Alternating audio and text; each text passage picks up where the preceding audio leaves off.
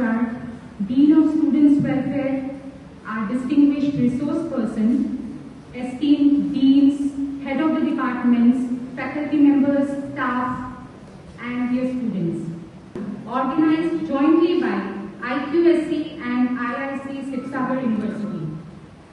The theme of today's lecture is the industry-academia linkage, a partnership advantage, turning the local resources into sustainable enterprises. May I now request our dignitaries to kindly be seated on the dais and humbly call upon our Honorable Vice Chancellor, Professor Mahadev Patri, the rest and participants. And I extend my sincere thanks to Honorable Vice Chancellor Sir for initiating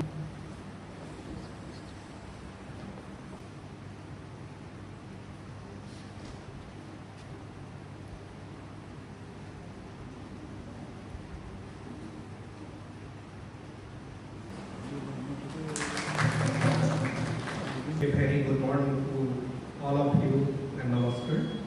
Respected invited speaker, Mr. Nilay, who is my close friend since 1984. Those days. Welcome to this session of academic discourse. Today we gather under the mandate of NEP 2020. This policy demands a radical shift from theoretical learning to experiential industry-aligned.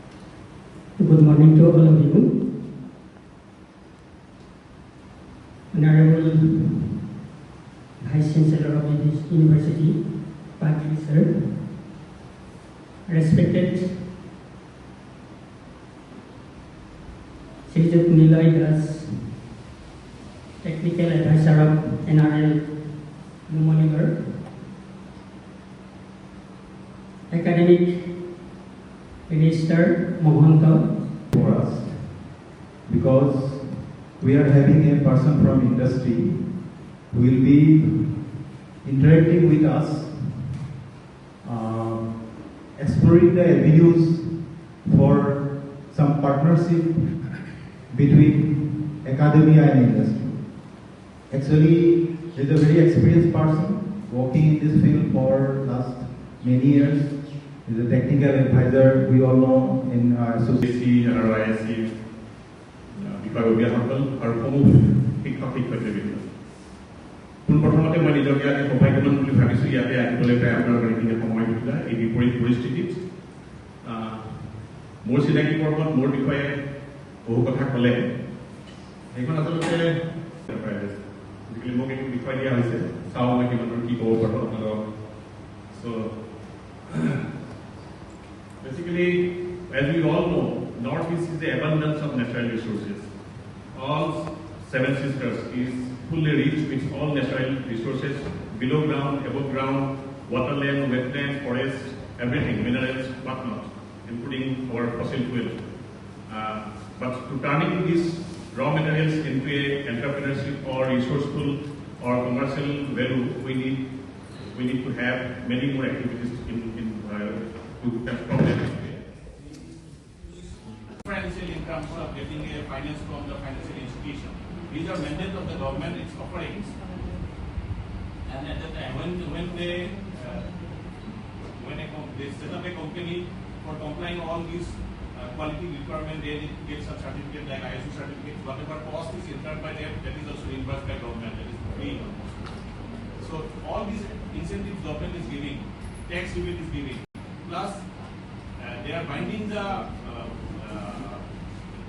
whoever taking service from them that if MSME is giving you a service, you have to release the payment within 45 days. Those kinds of binding on the buyer side also.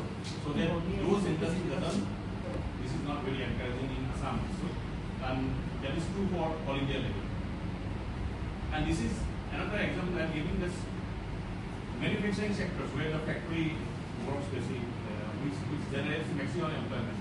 A number of factories, I am giving you an example of 2 years. This is just 3 factories, Dadas of government of Assam.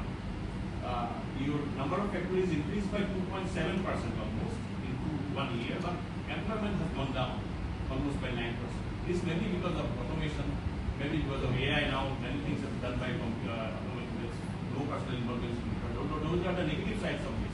So having industry, small pieces going ahead. Then we convert, then we cook it in a digester, which is we keep in the biosolvent, it's a mixture of formic acid, acidic and water. And we raise temperature of 160 degrees centigrade, cook it for 1 hour. They are basically our bamboo tinta main component, cellulose, hemicellulose and lignin. Lignin to dissolve with that and cellulose remains in solid form, and cellulose to next stage of washing up, it becomes ready for hydrolysis where we have enzyme, and in the enzyme process, enzymatic hydrolysis process, cellulose converted to sugar. We call it hydrolysis. And then that is transferred to your fermentation reaction. That is in presence of yeast. তাতে আমি যেনেকে দৈ বনাও ন ৰাতি দৈ গাখীৰত অকণমান দৈ পুৰণা দৈ থৈ দিলে দৈ ৰাতিপুৱা বনি যায় সেনেকুৱা fermentation process that আমি yeast দিওঁ, and there we convert all sugars to ethanol. 90% conversion.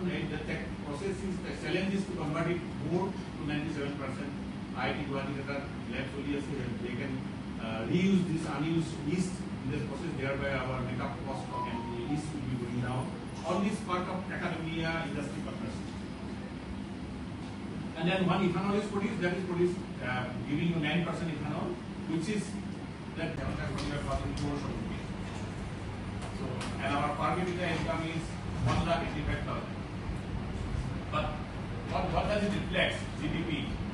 GDP doesn't reflect overall growth of entire population. It only decides where do we stand, but it doesn't reflect. GDP doesn't say whether my natural resources, what is the condition of natural resources, what is the impact on environment, and what is the distribution of wealth across all population of the society. So that doesn't say all those things. And similarly, in the case of per capita income, though it is 1,85,000, which is normally calculated, I am not the economist, but I just browsed through and I have come to know that total income of a particular state or particular country divided by the number of population. It doesn't reflect whether this much of money is available in everyone's hands. So this is not a true reflection. Say, I am just giving you an example. Since I am from NRL having an expansion project from 3 million to 9 million. We recently commissioned a plant which is under stabilization of producing ethanol. And we are also laid foundation stone on last year September by Prime Minister for almost 8,000 crores project of polypropylene, which is a petrochemical complex. So combining this, the total investment is close to 50,000 crores rupees. So this number must have gone